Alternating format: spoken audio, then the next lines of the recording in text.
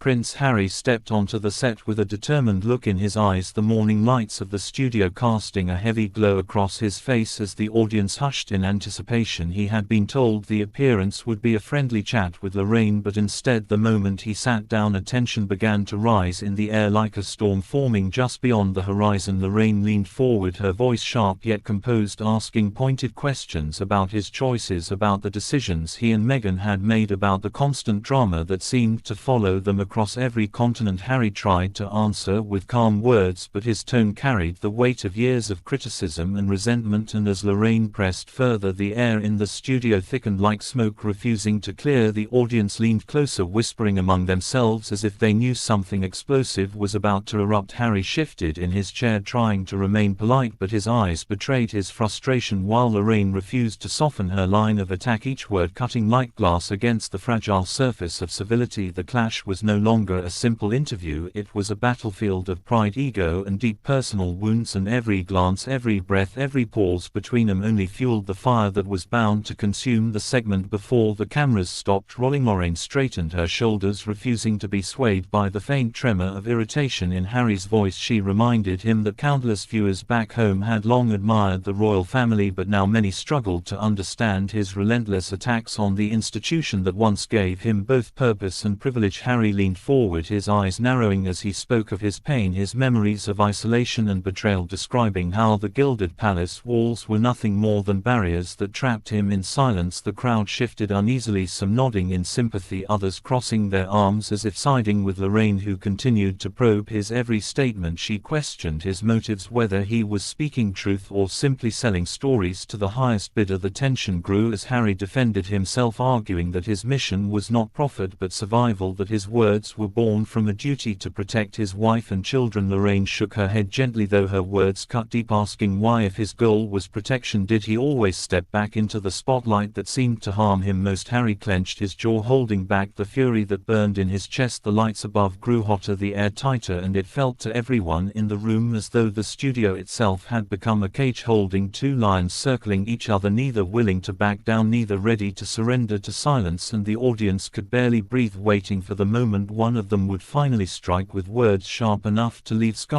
The air in the studio thickened as Lorraine pressed her point, her words flowing like blades aimed directly at the heart of Harry's defense. She reminded him that millions had grown weary of hearing the same grievances repeated across books, interviews, and documentaries, and she challenged him to explain why his story deserved yet another platform. Harry inhaled deeply, steadying himself before responding, his voice low but charged with emotion. He spoke of the years when he had no voice at all, when his grief was hidden behind staged smiles and ceremonial duties. He insisted that his journey was not about rehashing old wounds but about reclaiming his truth and breaking the silence that had nearly destroyed him. Lorraine, however, did not relent. She countered with the view that constant exposure kept wounds open rather than healing them, and she asked whether his choice to appear yet again before cameras was helping or hurting his family. The audience stirred, some murmuring agreement, others shaking their heads in disbelief. Harry's hand tightened around the edge of his chair, his knuckles pale as he reminded Lorraine that no one who had not walked in his shoes could truly understand the suffocating pressure of being born into an institution that demanded loyalty above happiness. Lorraine fixed him with a steady gaze, her tone unwavering, her questions sharper than before, and it was in that unrelenting exchange that the atmosphere reached a fever pitch. Two figures locked in verbal combat, neither willing to concede, neither willing to break. Harry's frustration began to show more visibly as his brow furrowed and his words came faster, each sentence heavier than the one before. Lorraine listened, but her interruptions grew sharper, pointedly challenging his claims, reminding him of the countless opportunities he had already taken to speak his mind. She argued that his repeated appearances made it harder for people to see sincerity instead of spectacle. Harry's face reddened under the studio lights, his eyes darting toward the audience who sat frozen, caught between sympathy and skepticism. His voice trembled, not from weakness but from anger that had been simmering for years and now threatened to overflow. He declared that silence was no longer an option, that to hold back would be a betrayal of the struggles he and his family endured. Lorraine leaned in, her tone firm and unyielding as she pressed him about responsibility, the responsibility to his heritage, to his late grandmother, to the monarchy that shaped him, and to the public who once admired him. Harry shot back with words laced with fire, saying his responsibility was to his wife, to his children, and to his own peace of mind. The crowd gasped at the intensity of the exchange, and though neither raised their voices above the level of civility, the weight of their words carried the force of shouts. Lorraine raised her chin, her eyes never leaving his, and in that locked gaze the audience sensed that this battle was about far more than an interview. It was a clash between tradition and rebellion, between silence and exposure, between expectation and truth, and neither side was willing to let go. Tension thickened further as Lorraine shifted her approach, softening her voice just slightly. Though the sharpness of her questions remained, she asked Harry whether he could see how his constant criticism of the monarchy felt like a wound that never healed for the British people who still held pride in the crown. Harry tilted his head, his lips pressing together before he spoke, choosing his words with caution yet with fire simmering beneath them. He explained that pride could not erase pain, and that behind the glitter of the crown lived a shadow that crushed anyone who dared to challenge its rules. The audience murmured at his bluntness, some nodding, others whispering with unease. Lorraine pressed again, suggesting that perhaps Harry had allowed his personal struggles to become a public weapon aimed at those who could not fight back. Harry countered quickly, his voice steadier now, saying that the monarchy was not powerless, that it had centuries of strength, wealth and influence behind it, and that his small words were no match for such a giant. Lorraine narrowed her eyes almost as if testing the firmness of his conviction, and asked if he regretted stepping away, if he ever wished he had endured the silence rather than face the relentless criticism. Harry shook his head slowly, his expression fierce. He declared that freedom was worth the storm, and that he would rather be despised for speaking than admired for staying silent. The studio lights glared down as the clash unfolded, both figures locked in a battle of will and principle, and the crowd sat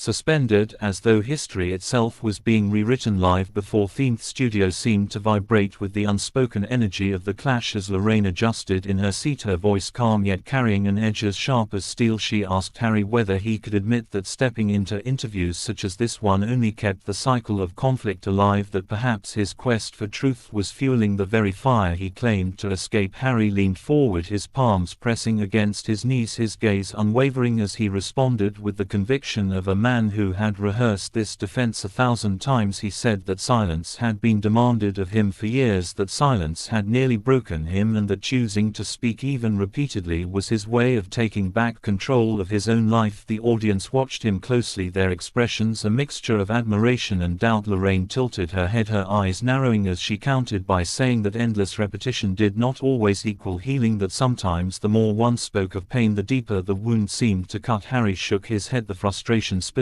through his expression as he insisted that wounds only festered in the dark, that daylight, no matter how blinding, was the only cure. Lorraine did not look away. She pressed further, asking if he worried about the strain it placed on his family, on Meghan and their children, to have their private lives exposed again and again. Harry's tone shifted to something softer though equally intense as he declared that his choices were made for them, that his fight was to give them freedom from the chains that once bound him. The silence that followed was heavy, every ear straining for the next spark, every breath waiting for the next blow. In this unyielding duel of words, Lorraine leaned back for a moment as though giving Harry space to catch his breath, yet her eyes never softened and her next words carried the weight of judgment. She told him that some believed his actions were less about healing and more about revenge, that each interview and documentary was not about freedom but about settling scores. Harry exhaled sharply, his jaw tightening as he fought to keep his composure. He replied that if speaking truth was seen as revenge, then perhaps people had misunderstood the meaning of survival. His tone deepened as he explained that revenge required hatred, but that his mission was born from desperation, from the need to be heard when every door had once been slammed shut. Lorraine crossed her arms lightly, her gaze steady as she asked whether he truly believed the world owed him constant attention. Harry shot back that the world owed him nothing, but that he owed himself and his family honesty. After years of enforced silence, the audience reacted with a mix of applause and uneasy murmurs, the studio crackling with tension like a storm about to break. Lorraine leaned in again, pressing harder, demanding to know if Harry could admit even for a second that endless exposure might one day harm his children, the very ones he claimed to protect. Harry's expression shifted, his voice rising slightly as he declared that shielding them with silence would be the true harm, that by speaking he hoped to create a world where they would never have to hide who they were. Lorraine paused for the briefest moment, yet she showed no sign of retreat. The clash between them surged forward, relentless, unyielding, as if the very air of the studio demanded that neither would back away until the final word was spoken.